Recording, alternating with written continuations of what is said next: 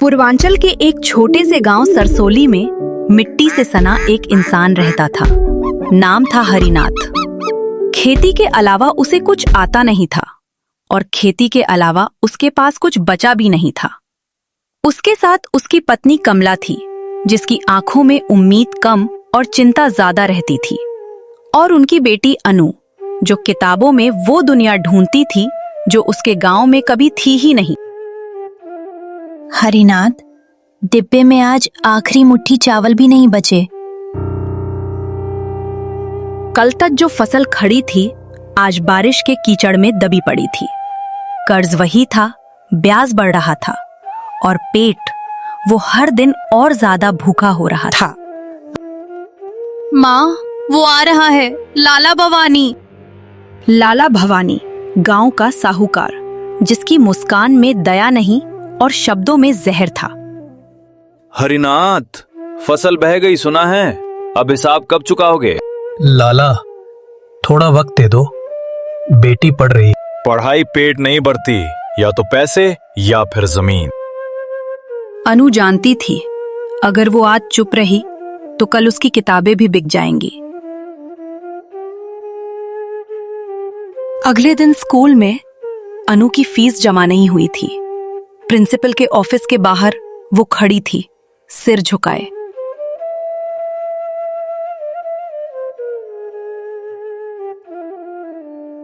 अनु, बिना फीस के एग्जाम नहीं दे पाओगी। सर, बस 1 महीना और दे दीजिए, मैं टॉप करूंगी, वादा है। टैलेंट से पहले फीस जमा होती है। पूरा क्लास देख रहा था। कुछ बच्चे मुस्कुरा रहे थे और अनु के अंदर कुछ टूट नहीं रहा था, कुछ जल रहा था। उस शाम अनु ने मिट्टी उठाई, अपने माथे से लगाई। एक दिन मैं इसी गांव में अफसर बनकर आऊंगी और कोई बेटी फीस के लिए रोएगी नहीं। हरिनाथ दूर खड़े सुन रहे थे। बेटी, आईएएस बनना आसान नहीं होता। गरीब होना भी आसान नहीं होता बापू। 12वीं में जिले में टॉप करने के बाद अनु को स्कॉलरशिप मिली। वो शहर चली गई।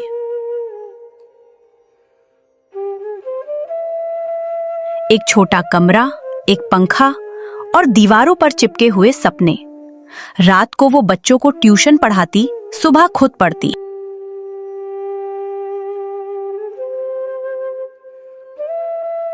तीन साल की मेहनत के बाद पहला यूपीएससी अटेम्प्ट। रिजल्ट आया। Roll number 241769। स्क्रीन पर नॉट क्वालिफाइड। शायद मुझसे नहीं होगा। तभी माँ का फोन आया। स्क्रीन पर माँ लिखा देखकर उसका दिल तेज धड़कने लगा। हेलो बेटी, पास हो गई ना? अगली बार माँ मैं अब घर आ रही हूँ।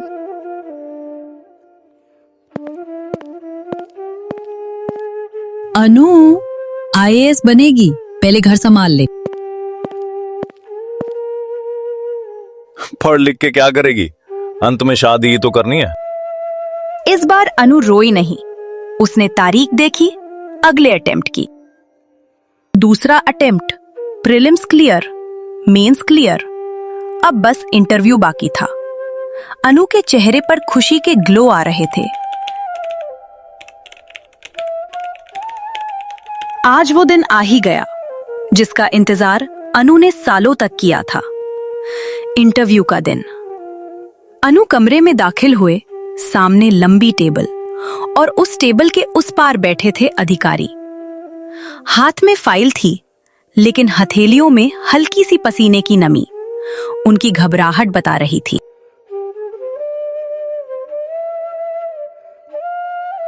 आप गरीब परिवार से हैं। अगर पोस्टिंग किसी दूर इलाके में हो तो मैनेज कर पाएंगी? सर, मैंने जिंदगी मैनेज की है, पोस्टिंग तो बहुत छोटी चीज है। फिर भी फाइनल लिस्ट में नाम नहीं। अनु के चेहरे पर मायूसी छा गई। हर दिन की तरह हरिनाथ खेत में काम कर रहे थे। दोपहर हो चुकी थी, तेज धूप, शरीर में थकान और सुबह से कुछ खाया भी नहीं था। सांसें भारी होने लगी। बस थोड़ा सा और। अचानक उन्हें चक्कर आया। आंखों के आगे अंधेरा छा गया। दरांती हाथ से छूट गई और वो खेत में ही गिर पड़े। अरे हरिनाथ गिर गए। लोग दौड़कर आए, पानी डाला, लेकिन वो बेहोश थे।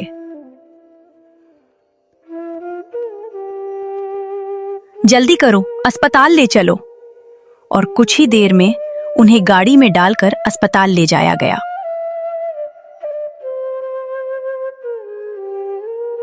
अनु अस्पताल के बाहर बैठी थी।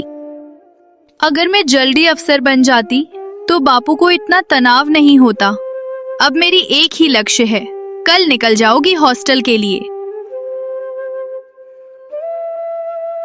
तीसरा अटेम्प्ट। इस बार अनु ने खुद को दुनिया से काट लिया। सोशल मीडिया बंद, फोन बंद, सिर्फ किताबें और बापू की दवा की पर्ची।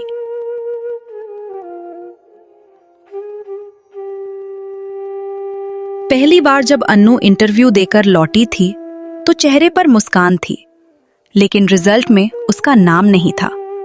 उस रात वो बहुत रोई, लेकिन उसने हार नहीं मानी। 1 साल बाद वही बिल्डिंग, वही गेट, लेकिन इस बार अन्नू पहले वाली अन्नू नहीं थी। इस बार उसके अंदर डर नहीं, आत्मविश्वास था। आप आईएएस क्यों बनना चाहती हैं? सर, मैं उस दिन अफसर बनना चाहती हूँ जिस दिन किसी किसान की बेटी फीस के लिए स्कूल के बाहर खड़ी ना रहे। कमरे में खामोशी थी, लेकिन इस बार खामोशी में सम्मान था। रिजल्ट का दिन, पूरे गांव में एक ही मोबाइल। अनु कांपते हाथों से वेबसाइट खोलती है। स्क्रीन पर रैंक 43, अनु हरिनाथ। कुछ पल किसी को समझ नहीं आया। मेरी बेटी कलेक्टर बन गई। आज मेरी मिट्टी जीत गई। सरसौली गांव में आज भी वही मिट्टी थी, लेकिन आज एक गाड़ी आकर रुकी। दरवाजा खुला, वही साड़ी, सीने पर नेम प्लेट।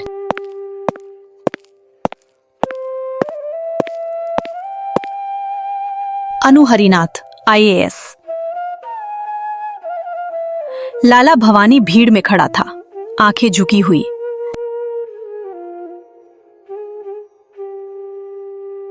अनु ने स्कूल के बाहर बोर्ड लगवाया, गरीब बच्चों के लिए शिक्षा निधि निःशुल्क। अब कोई बेटी फीस के लिए नहीं रोएगी। गरीबी ने उसे रोका नहीं, अपमान ने उसे तोड़ा नहीं। 3 बार गिरकर भी वो रुकी नहीं, क्योंकि वो सिर्फ हरिनाथ की बेटी नहीं थी, वो उस मिट्टी की बेटी थी जो झुकती नहीं, जिस मिट्टी में पसीना भी गिरता है और सपने भी बोए जाते हैं, जिस घर की छत टपकती थी वहीं से आसमान छूने का हौसला निकला था। लोग हंसे थे उस पर, रिश्तेदारों ने ताने दिए थे, गांव ने कहा था लड़की है, कितना पढ़ लेगी। लेकिन उस दिन जब इंटरव्यू बोर्ड के सामने वो सीधी कमर और ऊंचे सिर के साथ खड़ी थी, तब वो अकेली नहीं थी। उसके साथ था उसके पिता का अधूरा सपना, उसकी मां की दबी हुई इच्छाएं और उस खेत की हर एक मुट्ठी मिट्टी, जो गवाही दे रही थी कि ये लड़की अब रुकेगी नहीं। और जब रिजल्ट आया तो सिर्फ एक नाम नहीं छपा था, छपा था उस मिट्टी का सम्मान, छपा था हर उस गरीब बाप का गर्व, क्योंकि वो सिर्फ हरिनाथ की बेटी नहीं थी, वो संघर्ष की पहचान थी, वो हौसले की मिसाल थी, वो उस मिट्टी की बेटी थी जो झुकती नहीं।